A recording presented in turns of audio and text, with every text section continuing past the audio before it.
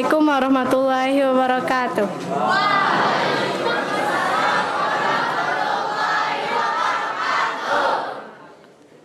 Yang terhormat Bapak Direktur Pondok Pesantren Alam Sayang Ibu, Bapak Haji Jamaluddin Abdullah MED, dan Ibu Direktur Pendidikan Ponpes Alam Sayang Ibu, Ibu Dr. Imi Suci Rohyani MSI. Yang saya hormati juga para guru-guru dan staf yang sudah menyempatkan waktu untuk hadir untuk mendengarkan kultum ini.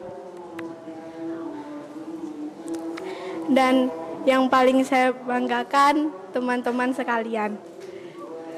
Jadi sebelum saya mau memulai kultum saya ingin bertanya. Apa itu tanggung jawab? Ada yang bisa jawab? Kalau ada yang bisa jawab, saya bakalan kasih hadiah. Angkat tangan, angkat tangan. Kalau berani angkat tangan. Ayo, siapa yang berani angkat tangan? Kalau berani, ntar habis saya kultum ini, habis tadarus, saya kasih hadiah.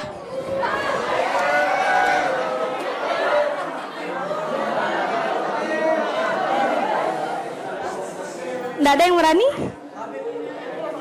Yang cewek nggak ada yang berani? Angkat tangan aja.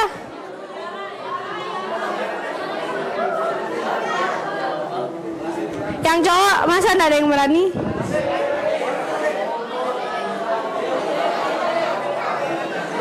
Oke, saya pilih dah ya siapa ini.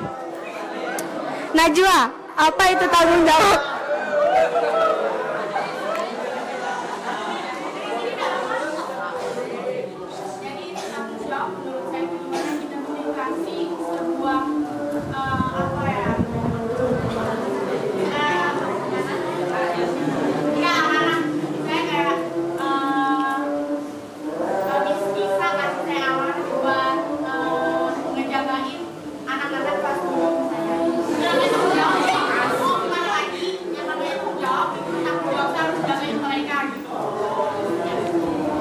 Oke, yang Najwa sebutin tadi itu salah satu bentuk dari tanggung jawab ya. Tapi kalau menurut saya pribadi, tanggung jawab itu adalah ketika kita menjalankan sesuatu yang menurut kita itu sebagai kewajiban kita dengan penuh sungguh-sungguh, dengan rasa sungguh-sungguh, dan kita itu tidak terpaksa menjalaninya. Tanggung jawab itu. Tapi bisa jadi kita juga merasa terpaksa saat menjalani tanggung jawab. Contohnya, yang saya pernah alami sendiri. Semester lalu, saya diberi tanggung jawab menjadi koordinator takmir di perempuan. Dan itu menurut saya itu tidak pas buat saya, karena yang pertama, saya belum terlalu kuat untuk menjalankan hal itu. Jadi karena saya merasa itu tanggung jawab yang besar dan saya tidak mampu, saya kembalikan tanggung jawab itu. Saya berbincang dengan pembina Orensi, saya konsultasi dengan Ustadz Jamal langsung, dan akhirnya saya terlepas dari tanggung jawab itu. Karena menurut saya itu bagian yang paling sulit. Karena menjadi koordinator takmir itu bukan hanya, menurut saya, bukan hanya kita membangunkan orang untuk pergi ke masjid, bukan hanya kita harus menjaga kebersihan masjid, tapi di mana kita harus membuat mereka itu sadar bahwa sholat itu adalah tanggung jawab sendiri. Tidak bisa kita memaksa orang buat sholat kalau dia tidak mau. Percuma bagian takmir teriak-teriak, bagian keamanan teriak-teriak di asrama kalau kalian tidak mau. Saya sering bolos, saya jujur, saya sering bolos. Tapi saya tanggung jawab sama diri saya sendiri. Saya tanggung jawab sama ibadah saya sendiri. Saya tetap sholat, karena saya tidak ke masjid, tapi saya tetap sholat. Karena saya sadar, sholat itu tanggung jawab saya sendiri. Bukan tanggung jawab Ustadz Jamal, bukan tanggung jawab Ninis, bukan tanggung jawabnya Zirwa, bukan tanggung jawabnya Harsa buat ngingetin, bukan tanggung jawabnya Hazwan.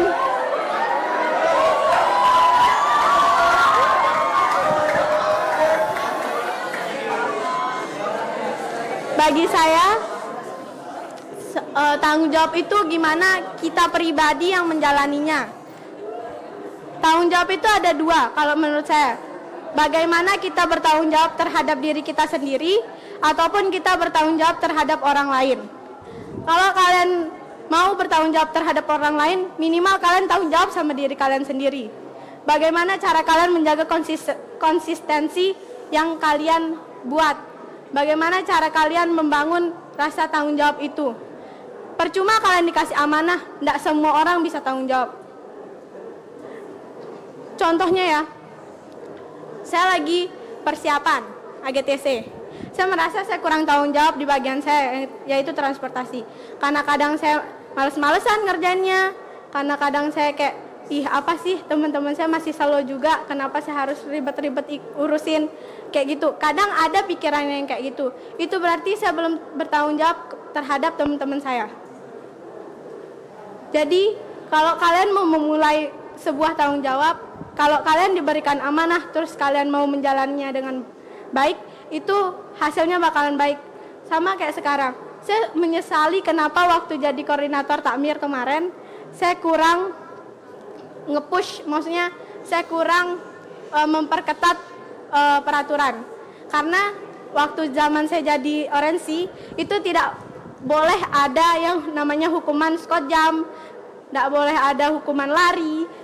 Jadi banyak yang mengeluhkan kalau di orensi takmir saya itu kenapa hukumannya vocab, kok tidak nyambung sama pelanggarannya, padahal itu hukuman buat mereka jerak aja, bukan buat bikin mereka kayak tersiksa gitu. Tapi masih banyak yang akhirnya mereka tidak sadar gitu kalau mereka itu rugiin diri mereka sendiri kayak gitu. Jadi saya mungkin pribadi minta tolong, kalau kalian mau misalnya bertanggung jawab terhadap orang lain, kalian harus bertanggung jawab terhadap diri kalian sendiri. Dimulai dari kalian melakukan kewajiban kalian. Kewajibannya dan yang wajib itu adalah sholat. Karena apapun yang kalian lakukan, kalau kalian sholatnya masih bolong-bolong, itu bakalan tetap tidak ada pengaruhnya. Dan saya udah mencoba itu sendiri. Saya pernah sholat bolong-bolong, tapi makin kesini saya sadar kalau itu tanggung jawab saya dan saya tidak boleh lalai atas sholat itu. Kalian bisa lihat, maksudnya saya tidak pintar, tapi saya bisa tembus OSN 2024 kemarin ke provinsi. Karena menurut saya sholat itu membawa dampak baik ke diri saya. Terus kalau kalian tanya teman-teman saya itu orangnya sensian banget. Tapi semenjak saya rajin sholat, saya jadi lebih sabar menghadapi apapun itu. Udah enggak tantrum lagi, udah enggak marah-marah lagi, kayak gitu. Udah mulai lebih mereda, kayak gitu. Ya, pokoknya kalau kalian mau memulai sesuatu itu harus dengan rasa tanggung jawab. Biar kalian juga dipercaya tuh. Jadi intinya kalian harus tanggung jawab dimulai dari diri kalian sendiri. Dan buat ini buat kebaikan kalian di masa depan. Karena saya waktu MTS enggak terlalu kelihatan. Dan pas MA ini baru saya kelihatan dan saya diberikan tanggung jawab yang lumayan besar juga di asrama kayak gitu. Jadi semua anak-anak yang bermasalah dalam kebersihan kayak gitu-gitu itu pasti ditaruh sekamar sama saya. Rata-rata yang emang sulit diatur sama guru. Jadi saya punya tanggung jawab di sana gimana caranya biar adik kamar saya itu bersih. Gimana caranya biar adik kamar saya itu sadar akan kebersihan diri kayak gitu.